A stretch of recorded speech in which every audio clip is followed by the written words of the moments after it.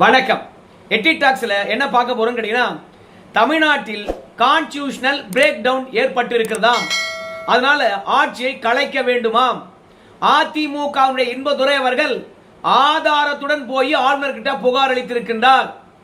ஆளுநரை சந்தித்துட்டு வந்து செய்தியாளர்கிட்ட ஆளுநர் என்ன சொன்னார் என்ற விஷயத்தை பகிர்ந்து கொண்டிருக்கின்றார்.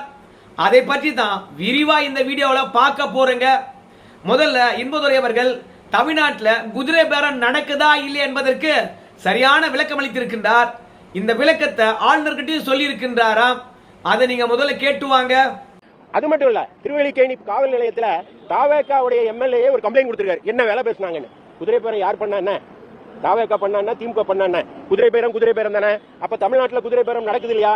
அப்போ கான்ஸ்டிடியூஷனல் ஹெட்டா இருக்கிற கவர்னர் அதை கேட்கணும் அப்படின்னு வலியுறுத்தி சொல்லியிருக்கோம். இப்போ இன்பதுரை அவர்களை பொறுத்த வரைக்கும் என்ன சொல்றாருன்னா, நம்முடைய முதலமைச்சர் ஜோசப் விஜய் அவர்கள் ஆட்சி அமைப்பதற்காக ஆளுநரை போய் சந்திக்கின்றார். அப்போ ஆளுநர் அவர்கள் நம்முடைய விஜய் அவர்களுக்கு ஒரு உறுதியை கொடுக்கிறார். என்ன உறுதி கொடுக்கிறார்னு கேட்கும்போது, நீங்க தனிப்பெரும்பான்மையுடன் வெற்றி பெறல, ஆனா அதிக தொகுதிகள் வெற்றி பெற்றிருக்கீங்க, அதனாலேயே நான் உங்களை ஆட்சி அமைப்பதற்காக அழைக்கின்றேன். நான் மட்டும் உங்களை ஆட்சி அமைப்பதற்கு அழைக்கவில்லை என்றால் தமிழ்நாட்டில் குதிரை பேரமானது தலை தூக்கிவிடும். அதை தடுப்பதற்காகவே நான் உங்களை ஆட்சி அமைப்பதற்காக அழைக்கின்றேன். நீங்க அப்புறம் சட்டமன்றத்தில் பெரும்பான்மையை காட்டிக்கிங்க அப்படின்னு சொல்லிட்டாராம். குதிரை பேரத்தை தடுக்கிறதுக்காக தான் விஜய் அவர்களை ஆட்சி அமைக்க அழைத்தேன் என்று சொன்ன ஆளுநர் தமிழ்நாட்டில் மூளைக்கு மூளை குதிரை பேரம் பற்றி பேச்சு நடக்குது, குதிரை பேரம் நடந்துகிட்டு இருக்குது. ஆளுநர் பாத்தீங்கன்னா தலைமைச் செயலாளரையோ முதன்மை செயலாளரையோ இல்ல உள்துறை செயலாளரையோ அழைத்து விளக்கம் கேட்கணுமா இல்லையா? இல்ல முதலமைச்சரையா கூப்பிட்டு கூட கேட்கலாம் இல்ல. ஆனா ஆளுநர் ஏன் கேட்காம இருக்கின்றார்? அவருக்கான அதிகாரம் 167 சொல்லப்பட்டு இருக்கிறது. தமிழக வெற்றி கழகத்துடைய சட்டமன்ற உறுப்பினர் இளையராஜா அவர்களே சொல்லியிருக்கின்றார். செந்தில் பாலாஜி அங்க தம்பியும் திருநாவுக்கரசு என்ற ஒருத்தரை களமிறக்கி 35 கோடி ரூபாய்க்கு பேரம் பேசினாங்க என்று தமிழக வெற்றி கழகத்தினுடைய சட்டமன்ற உறுப்பினரே சொல்லியிருக்கின்றாரு. என்ன விலை பேசினாங்க சொல்லிட்டு இப்போ அதிமுக சட்டமன்ற உறுப்பினர்களையும் விலை பேசிதான் தவேகா அழைச்சிக்கிட்டு போகுது. அதே ஒரு திமுகவை பொறுத்த வரைக்கும் நாகர்கோயில் எம்எல்ஏ ஆஸ்டின் அவர்கள்கிட்ட விலை பேசியிருக்காங்க தமிழக வெற்றி கழகத்துக்காரங்க. வேப்பனஹள்ளி சட்டமன்ற உறுப்பினர் சீனிவாசன் கிட்ட, அதாவது திமுக எம்எல்ஏ கிட்ட தமிழக வெற்றி கழகத்துக்காரங்க பேரம் பேசியிருக்காங்க 50 கோடி ரூபாய். அனிதா ராதாகிருஷ்ணன் கிட்ட பேரம் பேசியிருக்காங்க. காவல்துறை ஜீப்ல போகின்ற போது அனிதா ராதாகிருஷ்ணன் கிட்ட பதிவை ராஜினாமா பண்ணுங்க, வழக்கிலிருந்து வெளியே போங்க அப்படின்னு சொல்லி இருக்கின்றார்கள். அதனால தமிழ்நாட்டில் குதிரை பேரம் தாராளமா நடந்துட்டு இருக்குது. ஆளுநரையும் பார்த்து சும்மா இருக்கிறாரு. வைகோ அவர்கள் சொன்னாரு, எங்களுடைய 2 எம்எல்ஏவை முதலமைச்சர் ராஜினாமா பண்ண சொன்னாரு, நான் பண்ண சொல்றேன் அப்படின்னு சொல்லிட்டாராம் வைகோ. ஏன்னா இடைத்தேர்தல் வரும் இல்ல, அதுல விஜய் அவர்கள் பிரச்சாரம் பண்ணுவாராம், 2 பேரும் ஜெயிச்சிருவாங்களாம். சோ இது பப்ளிக்கா பாத்தீங்கன்னா குதிரை பேரத்தை வைகோ அவர்கள் போட்டு உடைச்சிருக்கின்றார். பேர் சண்முகம் அவர்கள் தவேகா கிட்ட கேட்டுக்கிட்டாராம், நீங்க குதிரை பேரெல்லாம் செய்யவே கூடாது, இத்தனை நாள் செஞ்சதெல்லாம் நீங்க விட்டுணும் அப்படின்னு தவேகா கிட்ட சொன்னாங்களாம். தமிழக வெற்றி கழகமானது சரிங்க இனிமே அதை செய்ய மாட்டோம் அப்படின்னு ஒத்துக்கிட்டாங்களாம். சோ இப்படி மூளை முடுக்கெல்லாம் குதிரை பேரம் நடந்துகிட்டு இருக்கும்போது நம்ம ஆளுநர் அவர்கள் என்ன பண்றாரு? ஏன் தமிழ்நாட்டில் குதிரை பேரம் பிரச்சனையானது இவ்வளவு விஸ்வரூபம் எடுத்திருக்கு? இப்ப தமிழக வெற்றி கழகத்தினுடைய சட்டமன்ற உறுப்பினர்கிட்டே குதிரை பேரம் நடந்திருக்கின்ற போது அது ஆளுநர் அவர்கள் ஏன் தடுக்காம விட்டார்? ஆளுகின்ற அரசாங்கத்தை கூப்பிட்டு கேட்கணுமா இல்லையா? அதனால தமிழ்நாட்டில் குதிரை பேரம் இருக்கிறது. இந்த அரசாங்கம் ஆளணுமா ஆளக்கூடாதா, ஆளுநர் தான் முடிவு பண்ணணும் அப்படின்னு சொல்லியிருக்கின்றார். 2வது ஆட்சி கலைப்பு. ஏற்கனவே தமிழகத்தில் இன்னைக்கு என்ன நிலைமை இருக்குதோ அதே மாதிரி நிலைமை 91 இருந்துதான். அப்போ ஆட்சியை கலைச்சாங்களாம். இப்போவும் ஆட்சியை கலைப்பதற்கான சூழ்நிலை இருக்குது. அதனால ஆளுநரை பொறுத்த வரைக்கும் 356 பயன்படுத்தி ஒரு அறிக்கையை ரெடி பண்ணி மத்திய உள்துறை அமைச்சகத்துக்கு அனுப்பணும் அப்படின்னு இன்பதுரை அவர்கள் கேட்டுக்கிட்டு இருக்கின்றாரா? அப்படின்னா நடந்து போச்சு தமிழகத்தில் ஆட்சியை கலைக்கிற அளவுக்கு அப்படின்னு கேட்பீங்க. அதுக்கும் இன்பதுரை அவர்கள் விளக்கம் அளிக்கின்றார், கேட்டு வாங்க. தமிழ்நாட்டில். ஏன்னா நான் அந்த ரெண்டாவது சொன்னேன், இந்த அபிஷியல் சீக்ரெசி அப்படின்னு பிசினஸ் ரூல்ஸ் ஒன்று இருக்கு. பிசினஸ் ரூல்ஸ் படி தமிழ்நாடு கவர்மெண்ட் பிசினஸ் ரூல்ஸ், அந்த ரூல்ஸ் படி யார் யார் தான் கேபினெட் மீட்டிங்ல இருக்கணும்னு இருக்கு. அப்ப அதுல இல்லாத 2 பேர் கலந்து கொண்டா அது வந்து அபிஷியல் சீக்ரெசி ஆக்டுக்கு எதிரானது. அவ்வாறு நடக்கும்போது என்ன ஆகும் அப்படின்னா கான்ஸ்டிடியூஷனல் பிரேக் டவுன். இதே மாதிரி ஒரு உதாரணம் தமிழ்நாட்டில் ஏற்கனவே இருக்கு. 91 ஜனவரியில திமுக ஆட்சியை கலைச்சாங்க. எதுக்காகனா தமிழ்நாட்டுடைய ரகசியங்கள் வெளியே போயிடுச்சு, அப்படிதானே கலைச்சாங்க. அதே நிலைமை இப்ப இருக்கு. பாத்தீங்களா, கவர்மெண்ட் சீக்ரெசி நம்ம விஜய் அவர்கள் கடைபிடிக்கல. அதனால தமிழ்நாட்டுடைய சீக்ரெட் ஆனது வெளியே போயிருக்குது. இப்படி வெளியே போனா என்ன பண்ணணும், மீண்டும் அரசு அதிகாரிகளையோ இல்ல நம்ம முதலமைச்சரையோ கூப்பிட்டு, ஏன்பா அமைச்சர்கள் கலந்து கொள்ளுகின்ற மீட்டிங்ல எப்படி அமைச்சர் அல்லாதவங்க வந்து கலந்து கொண்டார்கள், இத்தனைக்கும் பிற மாநிலத்தை சார்ந்தவங்க எப்படி கலந்து கொள்ளலாம்? அப்போ தமிழ்நாட்டில் கான்ஸ்டிடியூஷனல் பிரேக் டவுன் நீங்களே ஏற்படுத்தி இருக்கிறீங்க. தமிழ்நாட்டினுடைய சீக்ரெசியானது வெளியே போயிருக்குது. அன்னைக்கு கலைஞருடைய ஆட்சியை தமிழ்நாட்டுடைய ரகசியங்கள் வெளியே போயிருக்குது என்ற ஒரே காரணத்தினால கலைச்சாங்கல்ல. இப்ப நீங்க நம்முடைய ஜான் ஆரோக்கியசாமி அப்புறம் விஷ்ணு ரெட்டி இவங்க அமைச்சரவை கூட்டத்தில் கலந்து கொண்டார்களா இல்லையா? அவங்க எப்படி கலந்து கொண்டார்கள், எதன் அடிப்படையில் கலந்து கொண்டார்கள்? மக்களால் தேர்ந்தெடுக்கப்பட்ட பிரதிநிதியா இல்ல அமைச்சரா இல்ல ஆளுநரா? யாரு அவரு? ஏன் கலந்துக்கிட்டாங்க? தமிழ்நாட்டுடைய ரகசியங்கள் வெளியே போயிருக்குது. அதனால ஆளுநரை பொறுத்த வரைக்கும் ஒரு அறிக்கை ரெடி பண்ணி அனுப்பணும். தமிழ்நாட்டில் கான்ஸ்டிடியூஷனை காப்பாற்ற வேண்டியது நம்முடைய ஆளுநர் பொறுப்பு. ஏன்னா இந்த அரசாங்கத்தை வழிநடத்தக்கூடியவரே வந்து நம்முடைய ஆளுநர் தான்.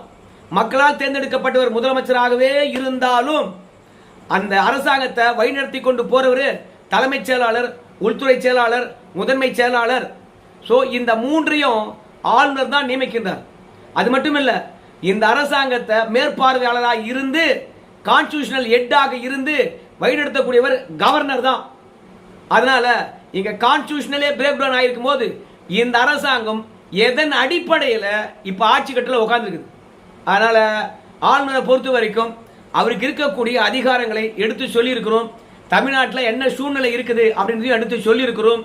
ஆனால ஆளுநரை பொறுத்த வரைக்கும் அதிகாரிகளை கூப்பிட்டு கேட்பார்னு சொல்லிட்டு நாங்கள் நினைக்கிறோம். சரி, இதை ஒன்றை வச்சே வந்து தமிழ்நாட்டில் கான்ஸ்டிடியூஷனல் பிரேக் டவுன் ஏற்பட்டு போச்சு அப்படின்னு முடிவுக்கு வந்துடலாமா அப்படின்னு கேட்டா கிடையாதான். இன்னொன்னையும் சேர்த்தே சொல்றாரு இன்பதுரை அவர்கள். தமிழ்நாடு முழுவதும் நீதிமன்றங்கள் இருக்குது. அந்த நீதிமன்றங்களுக்கு அரசு வழக்கறிஞர்களை நியமிக்கணும். ஆனா இந்த அரசாங்கமானது அரசு வழக்கறிஞர்களை நியமிக்கவே இல்லை. அதனால நீதிமன்றங்கள் முடங்கி போய்விட்டது. அதுவும் கான்ஸ்டிடியூஷனல் பிரேக் டவுன் தானா. நீதிமன்றங்கள் எப்போதுமே சரி ஓய்வின்றி இயங்கிக் கொண்டே இருக்கணுமா. கோடை விடுமுறை என்று கூட நீதிமன்றங்களுக்கு விடுப்பு விடுவாங்க. ஆனால் அந்த நாள்ல கூட வந்து சிறப்பு நீதிமன்றங்கள் என்று சொல்லிட்டு சில பேரை நீங்க கோடை விடுமுறை நாள்ல வேலை பாருங்க, மற்ற நாள் விடுப்பு எடுத்துங்க அப்படின்னு சொல்லிட்டு நீதிமன்றமானது எப்போதும் இயங்குமா. எப்படி எவ்வளோ ஸ்ட்ரைக்கா இருந்தாலும் பால், தண்ணி, மருத்துவமனை, பார்மசி இது 3 ஓய்வின்றி எல்லா நாளும் ஒர்க்கிங்ல இருக்குதோ அந்த மாதிரி நம்ம இந்தியாவை பொறுத்த வரைக்கும் கான்ஸ்டிடியூஷனல் பிரேக் டவுன் ஏற்படாமல் இருக்கணும்னா நீதிமன்றங்களும் இயங்கணுமா. ஆனா இந்த அரசாங்கத்தினால அரசு வழக்கறிஞர்கள் காலாவதி ஆயிட்டாங்க. அந்த ஆட்சி வந்த உடனே அதை நியமிச்சிருக்கணும். இதை நியமிக்காதது இன்னைக்கு கான்ஸ்டிடியூஷனல் பிரேக் டவுன் ஏற்பட்டுதான். மொத்தமாக சட்டத்தை மீறி இந்த ஆட்சி நடந்துகிட்டு இருக்குது. சட்டத்தை கடைபிடிக்கவே இல்லை. சட்ட விதிமீறல் ஏற்பட்டிருக்குது. ஆனால் இந்த ஆட்சியை 100% கலைப்பதற்கான நிறைய காரணங்கள் இருக்குது அப்படின்னு இன்பதுரை அவர்கள் வந்து போட்டு உடைச்சிருக்கின்றார். நம்ம இன்பதுரை அவர்கள் என்ன சொல்றான்னு கேட்டீங்கன்னா, முதலமைச்சரை கூப்பிட்டு ஆளுநர் விளக்கம் கேட்க தேவையில்ல. ஏன்னா இவங்களுக்கு எது சட்டம், எது மரபு, ஆளுநருக்கு என்ன அதிகாரம், அமைச்சர்களுக்கு என்ன அதிகாரம், அமைச்சரவை யார் இருக்கணும், யார் இருக்கக்கூடாது, எதுவுமே தெரியல. விளையாட்டுத்தனமா வந்து உட்காந்துட்டாங்க, மாநிலத்தை நாசம் பண்றாங்க. ஸோ நம்ம மாநிலத்துக்கு கொஞ்சமேனும் தொடர்பே இல்லாதவர்களை எல்லாம் வந்து பார்த்தீங்கன்னா உயர் பொறுப்புகளை நியமிக்கின்றார்கள். ஸோ பாதுகாப்பாக இருக்கணும் ஒரு மாநிலம். ஆனால் முதல்வர் கையில் பாதுகாப்பாக இருக்கும் என்பதே சந்தேகம்தான். ஆந்திராவில் பிறந்து கர்நாடகாவில் பிஸ்னஸ் பண்ணி கர்நாடகாவிலே வாழ்ந்தவரை வெங்கட்ரமணா என்று நினைக்கிறேன், அவரை டெல்லி மேலவை பிரதிநிதியாக போட்டிருக்காங்க. இன்னைக்கு ஆளுநரை போய் சந்தித்து இருக்கின்றார். ஸோ தமிழ்நாட்டுடைய உரிமைக்காக டெல்லியில் குரல் கொடுக்கக்கூடியவர். அது மட்டும் இல்லை, டெல்லியில் தமிழ்நாட்டுக்காக என்ன திட்டங்கள் வந்து வகுக்கப்படுகிறதோ அந்த திட்டங்களை ஏற்பதோ எதிர்ப்பதோ இல்லை திட்டங்கள் தொடர்பான மத்திய அரசு நிலைப்பாட்டை முதலமைச்சருக்கு தெரிவிப்பதோ எல்லாமே வந்து பாத்தீங்கன்னா தமிழ்நாடு பற்றி தெரிந்தனால மட்டும்தான் இந்த திட்டமானது இந்த தேதியில அரங்கேற்ற போறாங்க. ஆனால் இந்த திட்டம் இப்போ நடைமுறைப்படுத்தக்கூடாது, கொஞ்சம் தள்ளி போனா சரியா இருக்கும். ஆனால் முதலமைச்சர் பொறுத்த வரைக்கும் உடனடியாக முடிவெடுங்க அப்படின்னு டெல்லி மேலிட பொறுப்பாளர் பொறுத்த வரைக்கும் முதலமைச்சருக்கு தகவலை முந்தி தரணும். ஆனா போயிருக்கிறவர் ஆந்திராக்காரு, கனடாவில் இருந்தவர், எப்படி தமிழ்நாட்டுக்காக அவர் உழைப்பார்? அதனால இங்க சட்ட விதிமீறல் அதிகரித்திருக்கிறது. அது மட்டும் கிடையாது, தன்னுடன் இருந்தவங்க, தனக்கு நம்பிக்கை உள்ளவங்க அப்படின்ற அடிப்படையில் வந்து அரசாங்க உத்தியோகங்கள் வழங்கப்படுகிறது, பொறுப்புகள் வழங்கப்படுகிறது. அமைச்சரவை கூட்டத்திலும் அவங்க இடம்பெறுகின்றார்கள். நாட்டை பற்றியோ மாநிலத்தை பற்றியோ துளி அளவும் அவங்களுக்கு கவலையே இல்லை. ஸோ அதனால கான்ஸ்டியூஷனல் பிரேக் டவுன் ஏற்பட்டிருப்பதனால இந்த ஆட்சியை கலைக்கலாம் அப்படின்னு இன்பதுரை அவர்கள் வந்து சொல்றார். ஆளுநருக்கு அந்த அதிகாரம் இருக்குது. 356 ரிப்போர்ட்டை எழுதி அனுப்பணும். அதற்கு முன்பாக முதலமைச்சரை கேட்டா கேட்கலாம், இல்ல உச்சபட்ச அதிகாரிகள் இருக்காங்களே அந்த அதிகாரிகளை கேட்கலாம் என்ன நடக்குது என்று. சோ முதல்வருடைய விளக்கத்துக்கு பிறகு, உயர் அதிகாரியுடைய விளக்கத்துக்கு பிறகு நம்முடைய ஆளுநரை பொறுத்த வரைக்கும் என்ன முடிவு வேணாலும் எடுக்கலாம். இதெல்லாம் வழக்கமான ஒன்றுதான் என்று கடந்து போகலாம். இல்ல கடுமையான சட்ட விதிமுறைகள் இருக்குது, இந்த ஆட்சி தொடரக்கூடாது அப்படின்னு ஜனாதிபதி ஆட்சி கொண்டு வந்து இந்த ஆட்சியை முடக்கினாலும் முடக்கலாம். எல்லாமே ஆளுநர்கிட்ட தான் இருக்குது. நம்ம இன்பத்துறையை பொறுத்த வரைக்கும் புட்டு வச்சுட்டு வந்துட்டாராம். நீங்க தானுங்க குதிரை பேரம் நடக்கக்கூடாது என்பதற்காக விஜய் அவர்களை ஆட்சி கட்டில உட்காந்தீங்க. ஆனா எங்க எம்எல்ஏக்களே வேலை பேசுறாங்க அப்படின்ற தெளிவான விஷயத்தை எடுத்து சொல்லி இருக்கின்றார்கள். நம்ம நயனார் நாகேந்திரனும் ஏகப்பட்ட ஆதாரங்களை கொண்டு போய் கொடுத்திருக்கிறார் இந்த குதிரை பேரம் தொடர்பாக. அது மட்டும் கிடையாது, திமுகவும் குதிரை பேரம் நடந்ததுக்கான ஆதாரங்களை வீடியோவுடன் எடுத்து போய் கொடுத்திருக்காங்க. நம்ம ஆளுநரை பொறுத்த வரைக்கும் விஜய் ஆட்சிக்கு எதிராக செயல்படாத மாதிரி என்ன மாதிரி விளக்கத்தை வந்து உயரதிகாரி தரப்போறாங்க, இல்ல முதலமைச்சர் தரப்போறாங்க என்பதெல்லாம் பொறுத்து வந்து பார்க்கலாம். சுருக்கமா சொல்லணும்னா தன் ஆட்சியை காப்பாற்றிக் கொள்ள போறாரா இல்ல கை நழுவ விட போறாரு என்பதை பொறுத்து வந்து பார்க்கலாம். நன்றிங்க.